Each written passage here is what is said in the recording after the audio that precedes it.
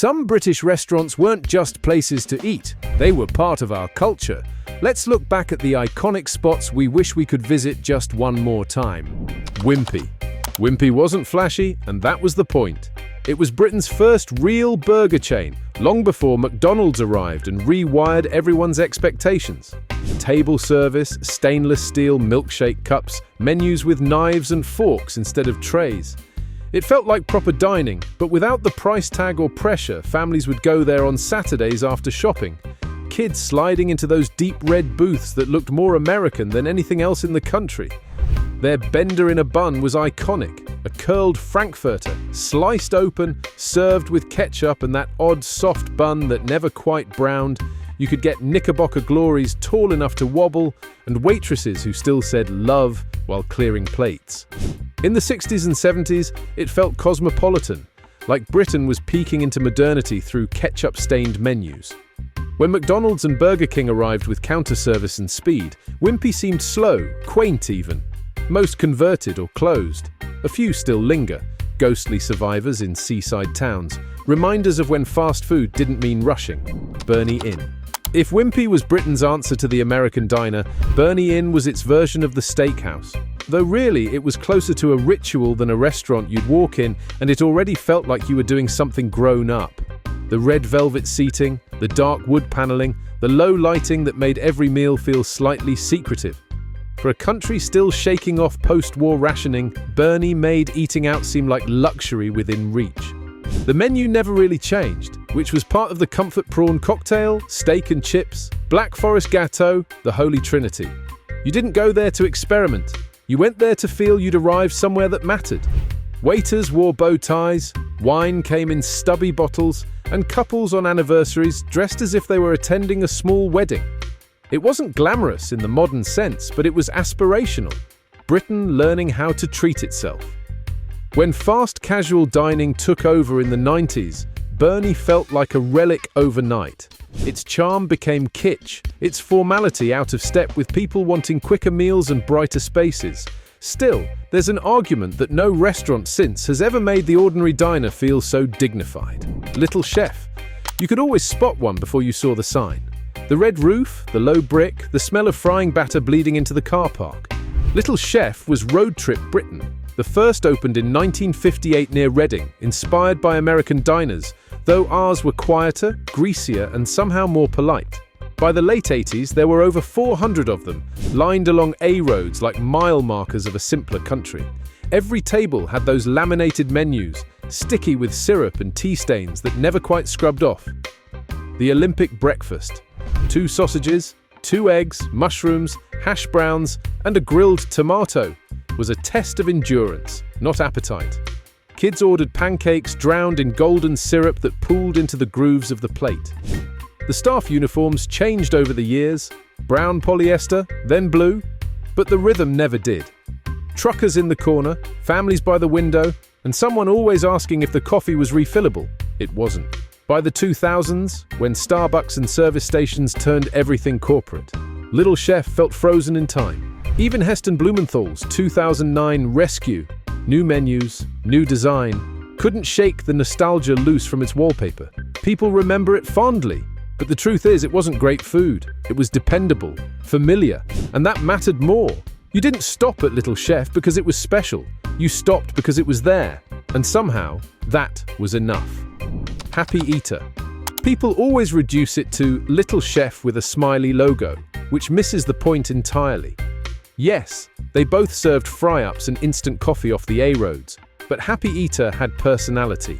Founded in 1973 by Sir Michael Pickard, the same guy who helped grow Trust House Fort, it was meant to feel friendlier, brighter, less formal than its rival. The logo, that yellow face licking its lips, wasn't just branding, it was a promise that this was family territory, not truck stop turf. Every location had that playground out front, the little red horse on springs, the slide shaped like the mascot, because the whole idea was to make travel stops feel like small holidays. Kids nagged to go there, not their parents. The food, roughly the same as everyone else's, but cleaner, lighter somehow. Burgers, toasties, jacket potatoes that arrived hotter than the sun. They even had a short-lived attempt at healthy menus before anyone cared what calories were. By the late 80s, Trust House Fort owned both Happy Eater and Little Chef, and that was the beginning of the end. They tried to run them side by side, but it never made sense. Too similar, too close. By 1996, almost every Happy Eater was rebranded into a Little Chef. Critics say it was forgettable, a duplication that didn't need to exist maybe, but the people who stopped there, families packed into Austin Maestros, car windows smeared with fingerprints, they'll tell you it wasn't about the food, it was the road trip itself. Happy Eater just made the journey feel like part of the fun. Deep Pan Pizza Co. People talk about Pizza Hut like it invented the deep pan, but that's not quite right. Deep Pan Pizza Co. was already doing it across the UK before the Americans made it glossy. It started in 1978 under City Centre Restaurants, the same group that later ran Cafe Uno and Frankie and Benny's. And for a while, it felt like the British idea of cool dining. Not posh, not fast food, something in between. The logo was bold red and yellow, and the tables had that sticky laminate feel that every chain seemed to love back then. The crust was heavy, doughy, almost cake-like, cooked in blackened pans that looked ancient by the end of the night. You could hear the metal clatter from the kitchen. Kids loved it because the pizzas came thick with cheese that pulled like elastic. Adults liked it because it felt vaguely American.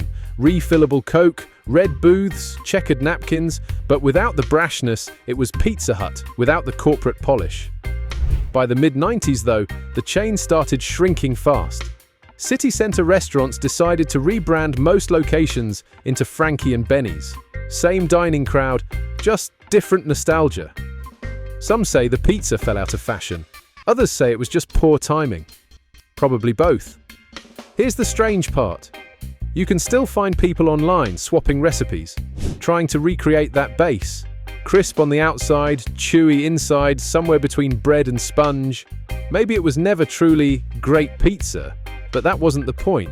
It was an era baked into a pan, served with free refills and a plastic jug of ice water nobody actually wanted. Pizzaland. Most people lump Pizzaland in with the likes of Pizza Hut or Deep Pan Pizza Co., which is wrong.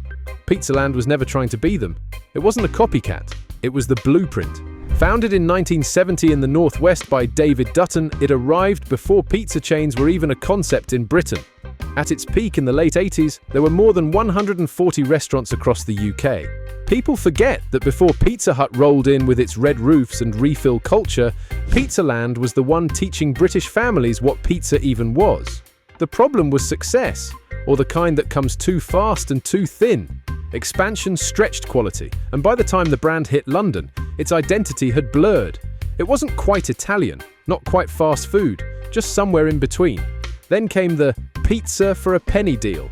Buy one, get another for 1 penny, which doubled footfall short term, but wrecked its margins long term. It's still taught in business schools as an example of how to kill a brand with generosity. When City Centre Restaurants bought it out in 1989, they didn't even try to save it. Most sites were converted to other chains by the mid-90s, notably Deep Pan Pizza Co., like one sibling swallowing another.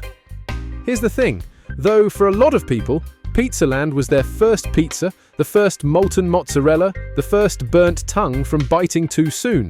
Critics frame it as a failed experiment, but maybe that's too harsh. It was early, earnest, and a little naive, which might be why it stuck in people's memories long after the signage came down. Segment 7, Beefeater and Brewers Fayre in their original form. The early Beefeater restaurants didn't feel like chain pubs, more like someone had taken the idea of a country steakhouse and dropped it beside an A-road. Heavy wooden beams, brass fittings polished to a mirror shine, waitresses in brown aprons calling everyone love. It started in 1974 under Whitbread, and by the 80s, Beefeater was the face of British family dining. The menus were simple: sirloin, gammon, prawn cocktail, and the famous Beefeater grill that hissed so loud you could hear it from your table. Then came Brewers Fayre in 1979, cheaper, friendlier, aimed at parents who just wanted to feed the kids somewhere decent after shopping or football.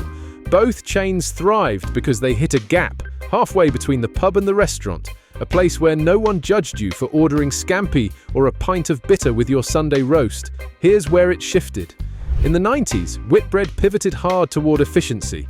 Shared suppliers, standard decor, menus trimmed for consistency. The food stopped sizzling. It started arriving in identical white ramekins. They added kids' characters, removed tablecloths, swapped steak knives for regular ones. Beefeater went corporate, Brewers Fayre turned into an all-day carvery. And yet, people remember the old versions fondly. Not because the food was extraordinary, but because it was predictably good. A night out that didn't need a reason. I once heard someone describe Beefeater as the place you went to celebrate getting your GCSE results if you lived near an A road. That feels about right. Whitbread later shifted its focus to Premier Inn, and that tells you everything. These weren't restaurants built to last forever. They were built for a Britain that believed in affordable formality. Now they feel almost too polite for how we eat. A relic of a time when even a mixed grill came with ceremony. Spudulike. People usually talk about Spudulike as if it was some kitschy relic from the 80s. It was comfort food disguised as wholesome, and for a while, that really worked. The formula made sense on paper: minimal equipment, low costs, steady footfall. They even expanded into motorway service stations and universities, but the brand got stuck in time. The early 2000s brought Pret, E8, Subway. Food that looked fresher, faster, trendier. Spudulike, with its foil-wrapped potatoes and melted cheddar, started to look like something from another century. Its decline wasn't sudden, it was erosion. By 2019, it collapsed into administration, taking its last 37 stores with it. Then, and this is the part people forget, Peter's Food Services and the former CEO of Potato House quietly revived it that same year. Garfunkel's, the first Garfunkel's opened in 1979 on Tottenham Court Road, right in that odd zone between Oxford Street shoppers and West End theatre goers. From day one, it was positioned as London's family restaurant. No gimmick, no theme, just the promise of a hot meal and a decent seat near the action. By the early 2000s, there were more than 20 locations, all run by the restaurant group, the same people behind Frankie and Benny's and Chiquito.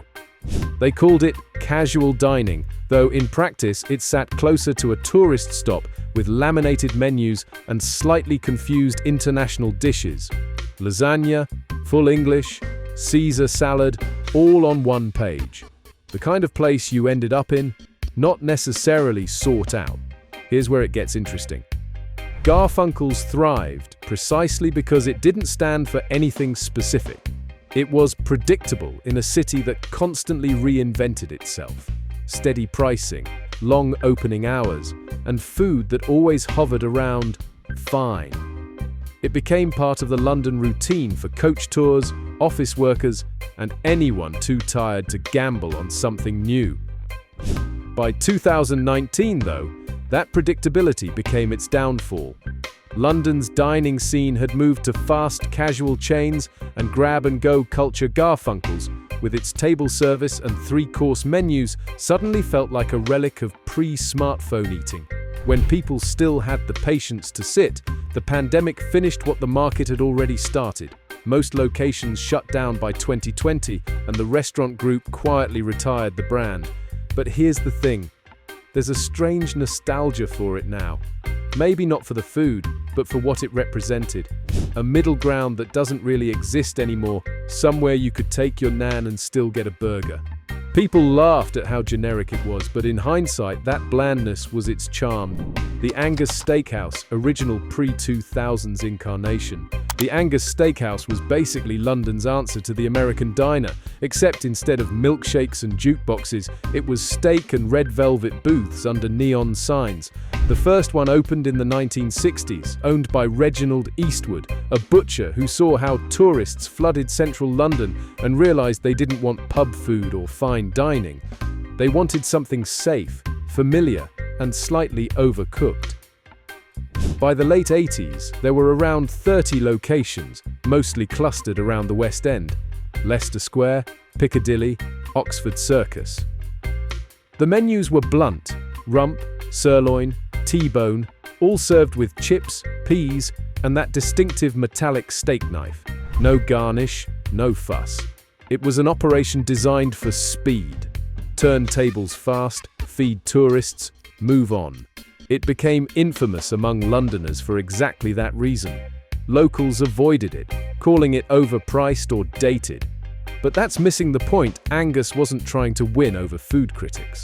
It was one of the first places to standardize the idea of the tourist restaurant in Britain. Bright signage, predictable service, uniform menus. You could walk into any branch and know exactly what you were getting. Some say the steak quality declined through the 90s, but the truth is, it didn't decline. Expectations changed. The rise of American-style chains like TGI Fridays and later Gaucho made it look unsophisticated. Angus stayed the same while everyone else reinvented casual dining around it. Today's versions, with their black and red branding and attempts at modern polish, are technically the same company. But they've lost that strange charm the old ones had. Back then, you could order a prawn cocktail, a medium-rare steak that wasn't really medium-rare, and a Black Forest Gâteau, and still leave feeling like you'd had a proper meal. It wasn't great food, but it was dependable, and in central London, that's rarer than a good steak ever was.